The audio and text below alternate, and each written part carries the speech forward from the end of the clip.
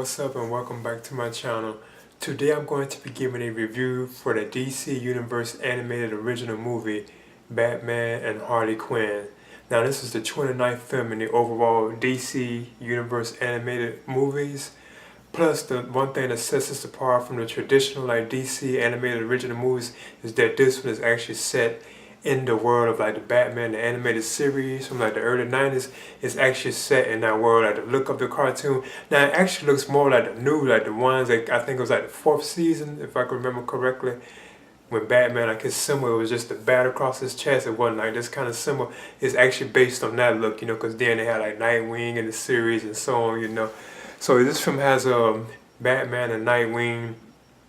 They team up with Harley Quinn and they have to stop Poison Ivy. She has this side henchman, I forget what his name is. He's kind of similar to Swamp Thing. He can do the things that Swamp Thing does, He looks just like Swamp Thing actually, And I think he did have a connection to him too as well, but I wasn't really too familiar with this particular villain, But in other words, that villain, Poison Ivy, they're planning to turn the whole human race, the whole world basically, from what they're saying, into plants, living plants, Because Ivy thinks that the earth is Poison Ivy, she thinks that the earth is dying and so on, so she wants to turn all human beings into plants, because the earth is going to die anyway, supposedly. So you have Batman, Nightwing, and Harley Quinn who have to stop her.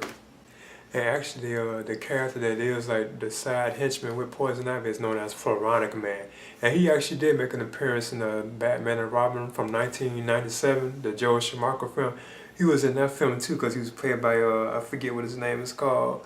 But he wasn't actually in his mutated form. He was still human form, But he is the other villain that's actually with Poison Ivy, And I thought they were okay, okay in the film.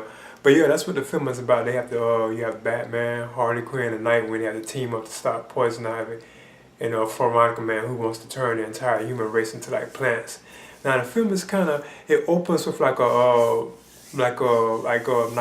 trying to convince Harley Quinn to help him and Batman stop Poison Ivy because she does have a relationship with Pamela Isley. Harley Quinzel, she is close to Pamela Isley. So Nightwing tries to convince her to help him and Batman stop Poison Ivy, from trying to turn everybody into plants and so on. So he eventually does convince her to do it, because apparently she just got out Arkham Asylum or something like that, and she's trying to go the straight route, because there's some funny moments with her talking about what had happened, and why she's the way she is, Another thing I thought was kind of interesting.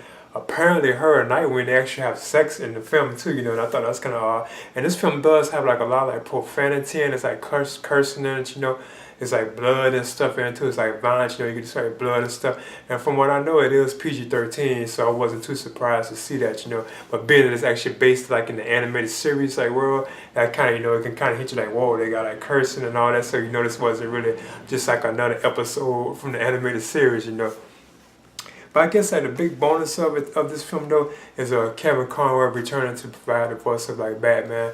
So I guess that's the big bonus of the film. You have other actresses too who played I think I said the voice of Nightwing. I think the guy that did his voice did it on the series too as well.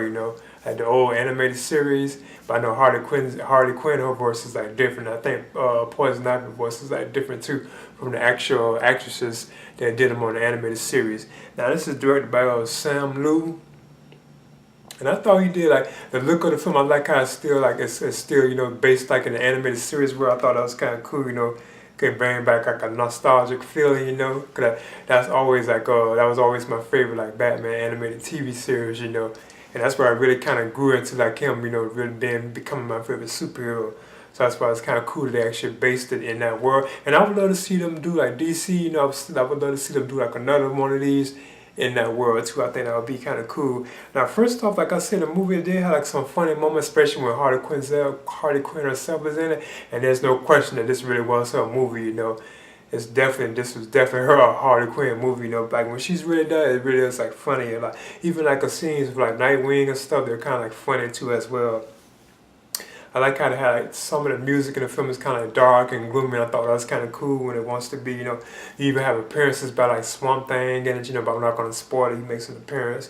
They have mentions to other little references from other worlds based in DC, in the DC universe, Bloodhaven is mentioned because that's what Nightwing is stationed at in Bloodhaven.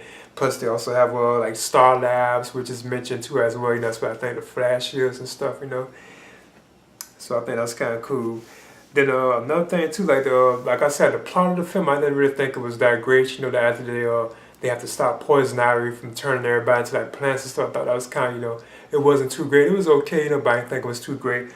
Plus, like Floronic, man, like his role I thought was kind of weak. He's powerful and stuff. The things he could do, he's very similar to like Swamp Thing.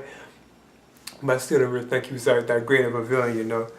But overall, I thought this was okay. You know, it wasn't as good as I thought it could be. You know, especially being they had Harley Quinn and to add like the comedic flavor to it. It wasn't really as good as I thought it was. You know, so I think I'd be aiming at giving this a C. And this is my review for Batman and Harley Quinn. And I would recommend this for like fans of like Harley Quinn, or if you're fans of like the DC anime like Batman films, I would definitely recommend it. You know, so I'm giving this film, I'm giving this a C, and that's my review. Please leave a comment and subscribe too as well.